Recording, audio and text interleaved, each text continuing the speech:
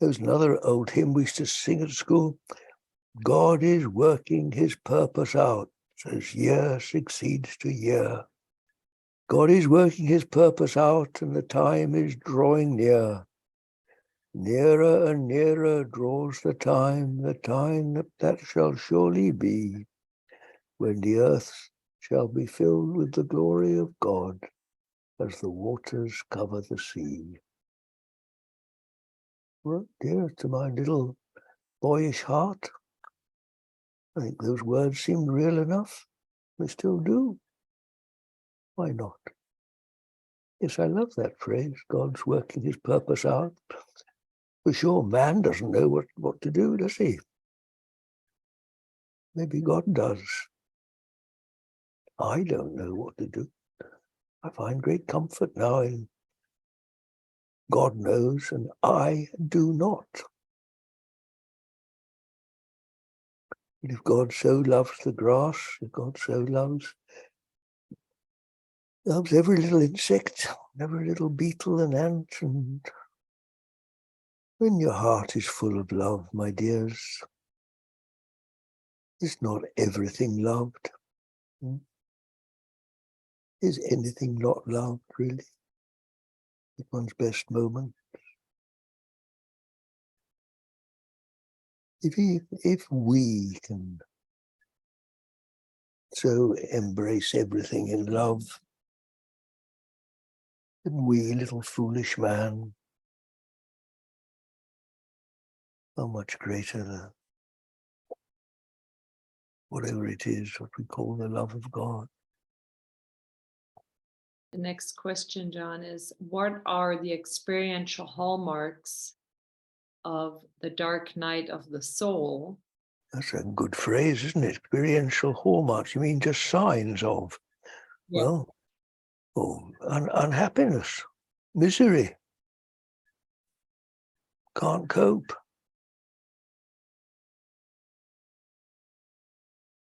Well, plenty of words, aren't there? Utter despair, depression, plus. How bad can it get? Bad to worse, isn't it? The deeper we go into the bottomless pit, the darker it becomes. Hopeless, isn't it? Completely hopeless.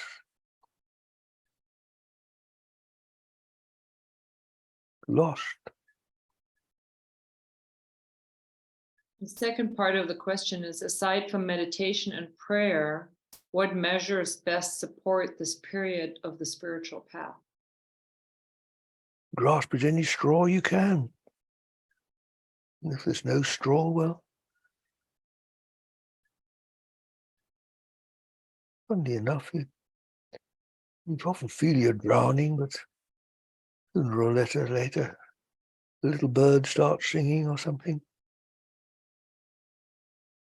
Or you see an ant on the pavement, and the ant reminds you of another life. I've never found other people much use.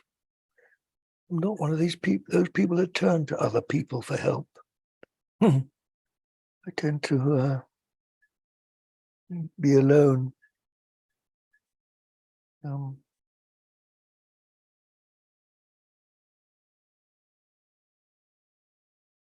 I'll repeat that. Yes, I've never found other people much use at all when I get low. I've always instinctively, I think, wanted to be alone. Even if my trouble was loneliness, I've never been more lonely than when I was with other people.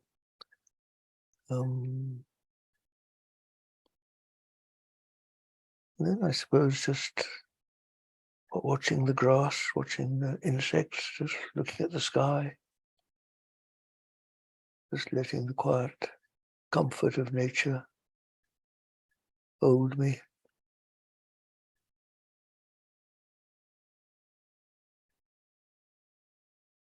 I suppose, yes, I use that phrase, quiet comfort of nature, but later on in life, began to develop into what I now call the presence of God. And that really is the true comfort, the comforter, as Jesus described the Spirit. Yes, I've never found people of much comfort at all.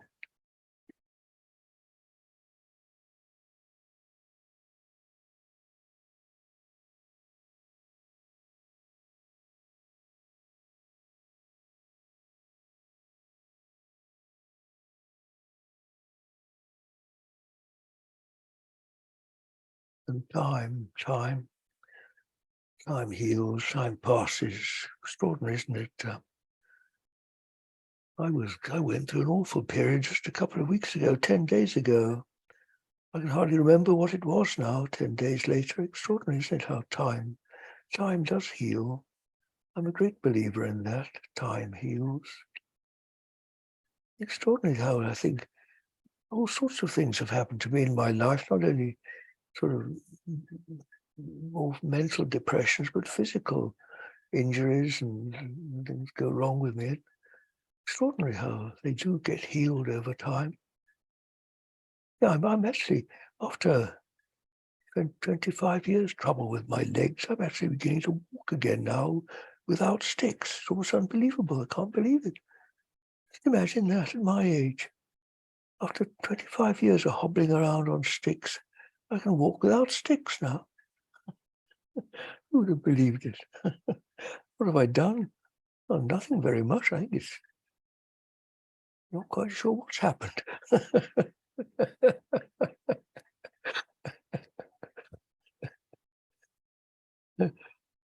Funny, isn't it?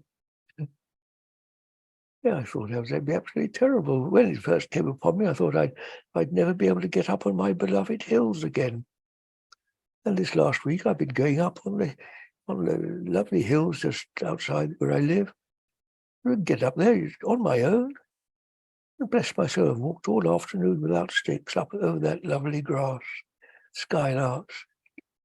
Do you know, I was there for 2.5 hours a couple of days ago. I didn't meet not one single other person in 2.5 hours. Just grass, skylarks, and lovely cattle. Oh, I was in heaven. Without sticks, bless my soul. I was pleased. I was like a dog with 2 tails when I came down again. That's the life of the old dog yet.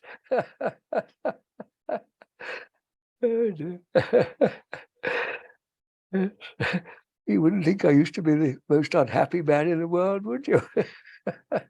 I was. Oh, dear. Sorry, I haven't given you much of an answer, have I? I don't know how you do it. Just live, struggle on. You never know what's round the corner. Struggle on, my dears. Struggle on. What we can't change, we must endure. But tomorrow's another day. Yeah, it is so great, John.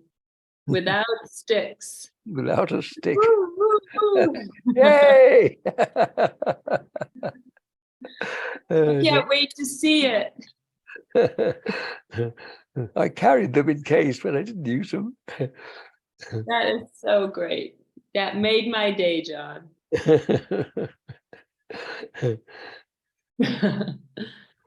That's so good. Okay, here we go. What does resurrection mean to you? Ooh.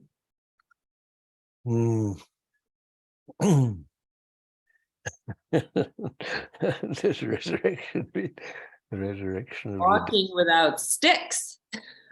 Well, I've got one simple word to answer that. Spring, my dears. What can I add to that? Especially to the farmers amongst us, people who are close to the weather, who are aware of, who aren't just sitting in a heated little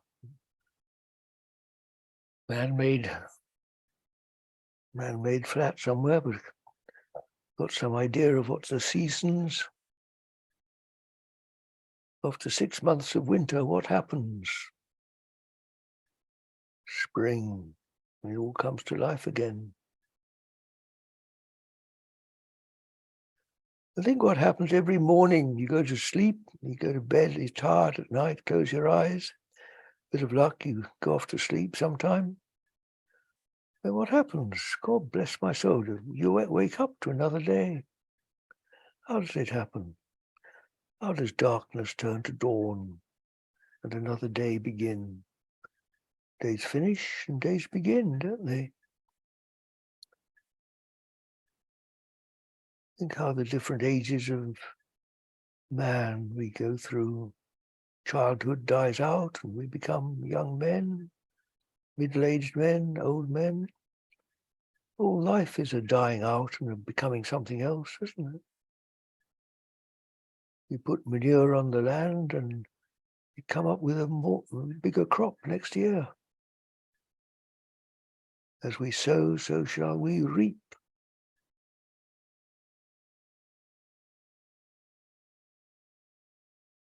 Sorry, dears, that's my rather ordinary agricultural interpretation of resurrection. And I can tell you something else. Look at me, this old man dying out. Look at me, I'm just a little boy inside, aren't I? I'm becoming more alive day by day, you see. As this shell of mortality dies out, you see, I become ever more alive. Where does this twinkle in my eye come from, you see? my mortal trial is coming to an end, and I'm ready for the holidays.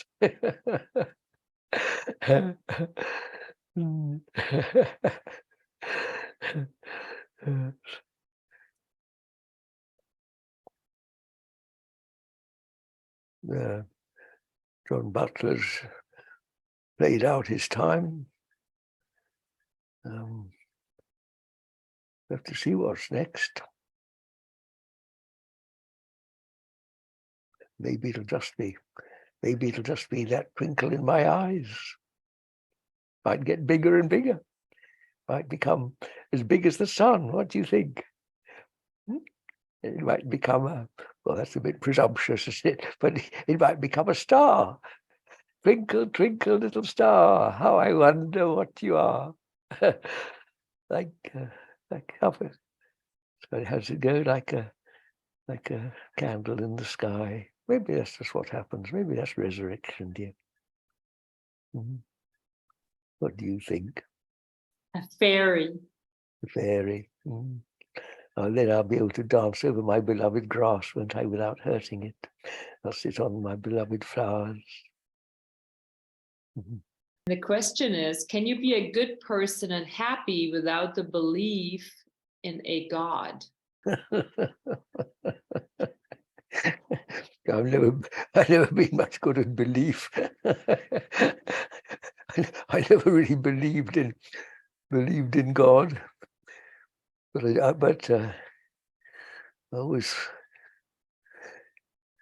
always had more trust in what I could experience and what I could see and what common sense taught me. I never really liked being told at school that I should believe in this and that. But we had something called the creed.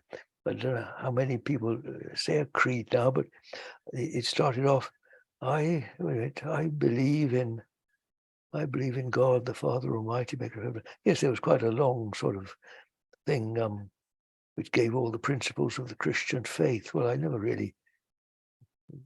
really know what it was. I didn't understand it, so I felt a bit resentful at being told I had to say it. I believe, but gradually, as I began to study these things in a more mature way, as I grew older, and they all began to make sense to me, then it wasn't so much a matter of belief, but a matter of realization. That's a better word, I think. Yes, realization. When you really realize something, then it becomes real. So I'm not really much of a believer. Rather go by experience. So does belief make you happier? Well, of course, some people go around sort of crowing their heads off, don't they? Because they believe they found some salvation or something and think they've got it and everyone else should do likewise. Well, I never found that sort of thing very convincing. Some people do. Well, God bless them. That's why I've not been a very happy man. I've had my moments. Don't know, dear. It's all sorts, doesn't it, to make a world.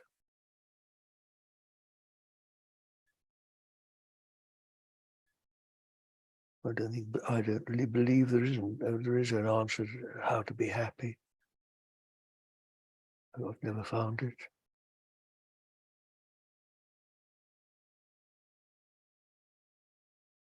Well, maybe I have. I don't know.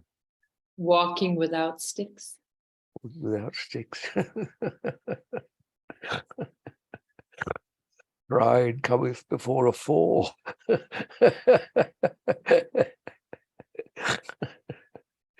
There's a very stony track coming down from the hill, and my legs were tired by then.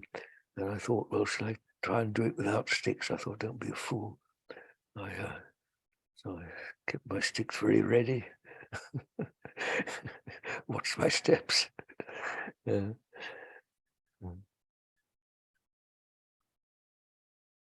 Yeah. No, I'm a bit suspicious of answers to happiness, dear. I think happiness comes from time to time and then it goes, doesn't it? I don't think there's any, I don't know that you can capture it. Some people are naturally more sort of jocular than others. But I think that's pretty superficial. I often wonder deep down they're probably not the most, but probably the least happy people, just pretending they're not. I remember years and years ago someone describing the human race as a lot of miserable people pretending to be happy. I think that's pretty accurate. A lot of pretenses, isn't there? Any fool can put on a good show, but I'm not convinced.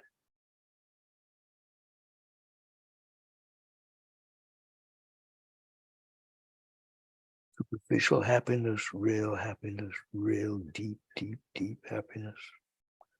What is it? Deep happiness. And there again, the levels, aren't there? All these things. Any fool can drink a glass of wine and start giggling and dance around. When you can look at everything in the world, everything, all the so-called tragedies and sorrows of life, look at it all with a quiet mind, see it all as the perfect will of God. Can be done, you know. It really can. And that bottomless pit, you know, when the light is strong enough, the darkness disappears. It really, truly does.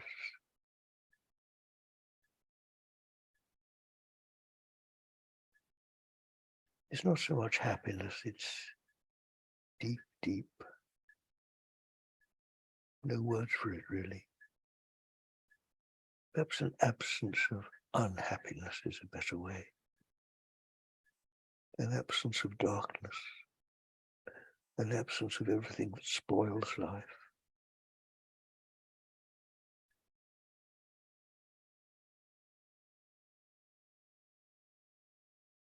Happiness isn't really big enough, you know, as an aim of life. It's too petty, it's too sort of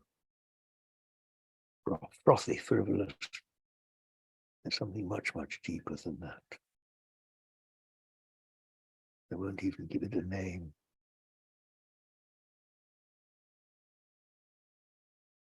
Do you know, I don't know if you can hear it on this video. There's a clock over my shoulder. Tick tock, tick tock. I love to just listen to that clock. The world going round, time and space going round. I'm just listening, quiet, completely quiet.